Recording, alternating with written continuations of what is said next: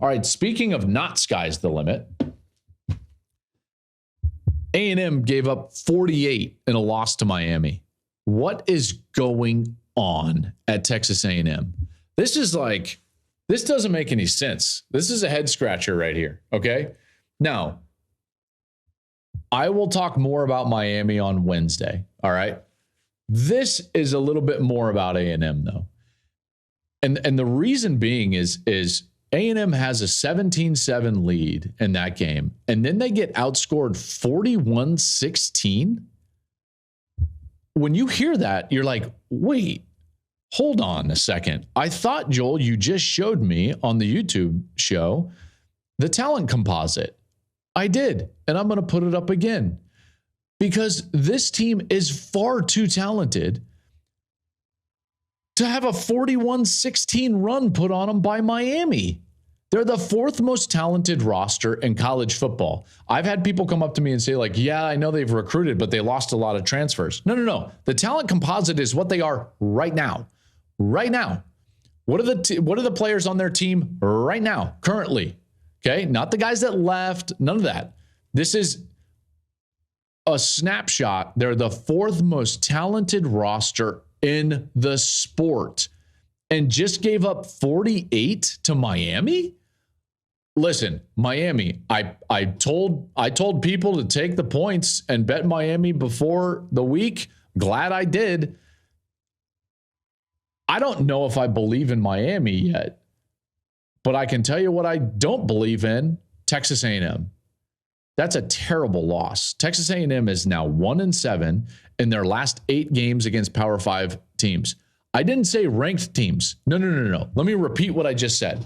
Texas A&M is 1-7 in their last 5 Power 5 games. That's staggering. They're the fourth most talented roster in college football. Folks, this is not working. This is not working. They've lost 7 straight road games going back to 2021. And the only teams that can say they have more talent than Texas A&M are Alabama, Georgia, and Ohio State. What are we doing in College Station? And I'm sure if you're listening to this, if you're an Aggie fan, you are echoing my sentiments. This is not working. I still can't believe that Jimbo Fisher has the contract he has. Listen to what I'm about to tell you. These are the buyout numbers for Jimbo Fisher. This actually makes me a little bit nauseous. Not in a selfish way, but in a way of like, we have a conference that's dying. That is a storied conference in college football based on like revenue sharing, because all these schools feel like they have to have millions and millions of dollars. Jimbo Fisher's buyout totals 2023 $76.8 million. Goes down to $67.6 million in 2024. Goes down to $58.2 million in 2025.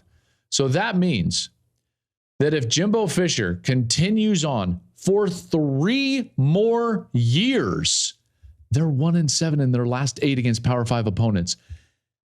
And if he coaches for 3 more years, they would still owe him $58.2 million. What are we doing? What are we doing? Oh my goodness. They could wait until 2030 and still have to pay him $10 million to not coach. Staggering.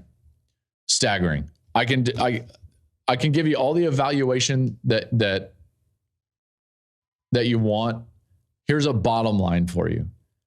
The Jimbo Fisher experiment at Texas A&M is not working. That's a failed experiment. And I don't know what you're going to do. Cost you $76.8 million. By the way, this was all on the back of the opening at LSU. Unbelievable.